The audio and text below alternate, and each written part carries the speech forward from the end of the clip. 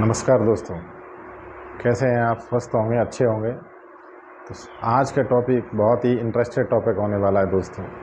आज मैं कोई एजुकेशनल या टेक वीडियो नहीं डालने वाला हूं। आज मैं देश के बारे में बात करने वाला हूं, क्योंकि आज का जो टॉपिक्स है वो बहुत ही इंटरेस्टेड टॉपिक है। आज की हमारी नीड्स के ऊपर मैंने जो टॉपिक बनाया है, क्योंकि जनरली तो हम लोग वीडियो तरह तरह के वीडियो अलग अलग टॉपिक्स पर, अलग अलग टेक के रिगार्डिंग, अलग अलग इन्फॉर्मेशन के रिगार्डिंग हम लोग डालते रहते हैं। लेकिन आज मैंने सोचा कि आज हम लोग देश के बारे में कुछ एक वीडियो बनाते हैं।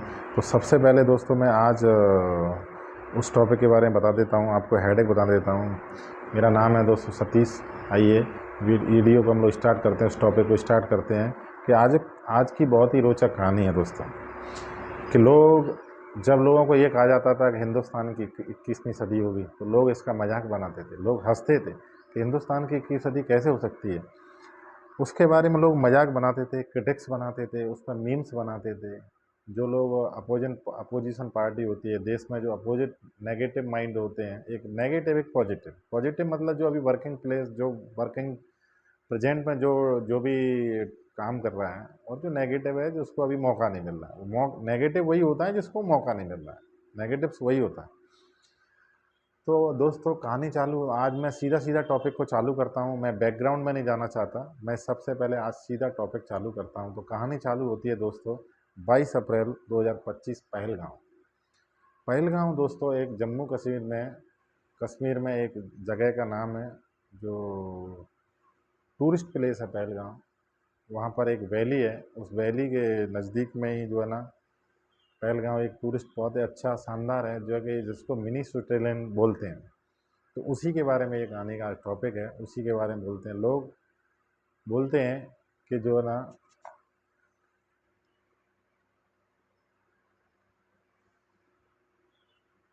लोग लोग बोलते हैं कि जो है ना, हिंदुस्तान में बहुत सारी चीज़ों की कमी है। कमी होती है, हर चीज़ में कमी होती है, लेकिन अच्छाइयाँ भी बहुत होती हैं। ऐसा नहीं है कि हर जगह कमी होती है, ऐसा नहीं है वर्ल्ड में हर जगह कमी होती है, हर जगह अच्छाई भी होती है। तो उस चलिए मैं उस कहानी को, टॉपिक को चालू करता हूँ। 22 अप्रैल 2025 की बात है दोस्तों। हिंदुस्तान के जो सर कहे जाने वाले, हर्ट कहा जाने वाला, जो शीश कहे जाने वाला, उसका एक पाकिस्तान की तरफ से जो कहे जाने वाले आतंकवादियों की तरफ से 26 से 27 लोगों की निर्मम हत्या कर दी जाती है। उस पहलगांव में बिल्कुल उनके पिन पॉइंट पे बंदूक रख के उनको मार दिया जाता है। और मैक्सिमम लोगों को, जेंट्स को भी मारा जाता है, लेडीज़ को किसी को नहीं मारा जाता। लेडीज जब ये बोलती हैं कि जो ना, आपको हमारे हस्बैंड को मार दिया, हमारे लोगों को मार दिया, तो आप हम लोगों को भी मार दो। तो वहाँ पर जो आतंकवादी थे, जो टेररिस्ट थे, जो पाकिस्तान के द्वारा भेजे हुए आतंकवादी थे, जो जनरल असीम मुनीर है उसके द्वारा भेजे हुए आतंकवादी थे, उनके द्वारा ये कहा जाता है, नहीं, हम आपको नहीं मारेंगे, आपको तड़पते हुए देखना चाहते हैं, आप जाइए मोदी जी से कहो, मोदी को जाके बोलो कि हमने ये काम कर दिया। दोस्तों जब ये वहाँ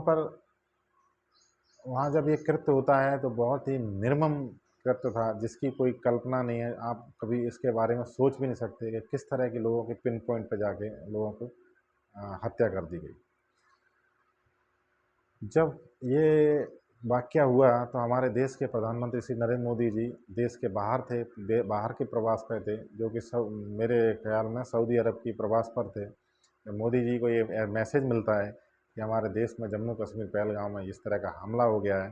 तो मोदी जी अपना बीच में ही इस प्रवास को छोड़ के अधूरा लौट के वापस इंडिया आ जाते हैं, और सेम डे उसी दिन आ जाते हैं, सेम डे उसी दिन आ जाते हैं।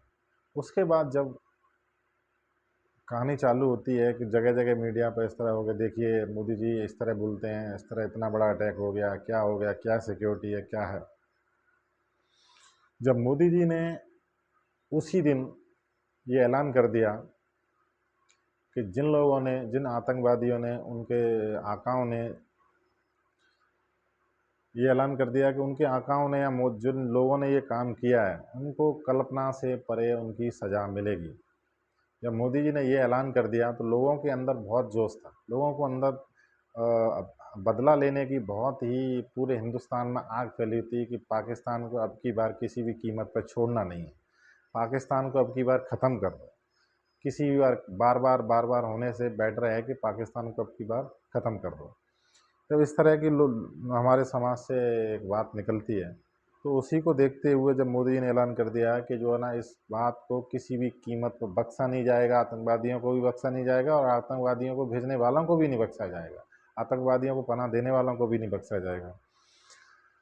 तो लोगों को जब ये थोड़ा सा टाइम हो गया, जब इसको ऐलान कर किए हुए मोदी जी ने किसी भाषण सभा में ये बोला था कि उनको बख्शा नहीं जाएगा, थोड़ा थोड़ा इसको 7 to 8 डेज धीरे धीरे धीरे हुआ, तो लोगों ने ये कह दिया, मोदी जी ने बड़ी आसानी से बोल दिया कि हम लोग अटैक करेंगे। लेकिन देखो आज इतना टाइम हो गया, अभी तक पाकिस्तान ने कोई किसी तरह का अटैक नहीं किया। तो मैं ये बोलता हूँ कि बिना सोचे समझे किसी पे अटैक करना, किसी के अगेंस्ट डिफेंस करना, ये बिल्कुल भी कहीं का भी नीति शास्त्र नहीं कहता। आज आप देखिए, मैं बहुत ही निम्न स्तर का एक एग्जांपल देता हूँ कि आज हमारे तुम्हारे घरों में जो अगर सब्जी वेजिटेबल की भी अगर घर में बनती है, तो उसको भी तुम्हारे घर वाले, वाइफ और बच्चे 2 बार डिस्कस करते हैं कि आज किस तरह का क्या सब्जी बनाना है। बहुत ही निम्न स्तर का एग्जाम्पल दिया मैंने। तो जब आप आपके घर में इस तरह का डिस्कस करते हैं, तो आप थोड़ा सा ये सोचिए, मैं उन लोगों के लिए इशारा कर रहा हूँ जो हर बात में उंगली करते हैं, हर बात में उंगली करते हैं। मैं उन्हीं लोगों को इशारा कर रहा हूँ कि जो हर टाइम नेगेटिविटी में रहते हैं। तो जब वो घर में हम लोग कोई डिसीजन नहीं ले सकते, तो देश के लिए हम लोग कैसे डिसीजन ले सकते हैं? बिना सोचे समझे कैसे डिसीजन ले सकते हैं? आप किस तरह की कल्पना कर सकते हैं कि आप बिना सोचे समझे हम लोग डिसीजन ले लें? ऐसा दोस्तों नहीं हो सकता, क्योंकि एक छोटे से घर को संभालने हम लोगों को इतने तकलीफ झेलनी पड़ती है। तो ये तो हिंदुस्तान बहुत बड़ा देश है। उसके बाद जब धीरे धीरे टाइम निकलता है, धीरे धीरे टाइम हो जाता है, 12 से 14 दिन निकल जाते हैं, फिर भी लोग कहते हैं मोदी जी पे कुछ नहीं होने वाला, मोदी जी को कुछ नहीं होने वाला। इतना टाइम हो गया दोस्तों,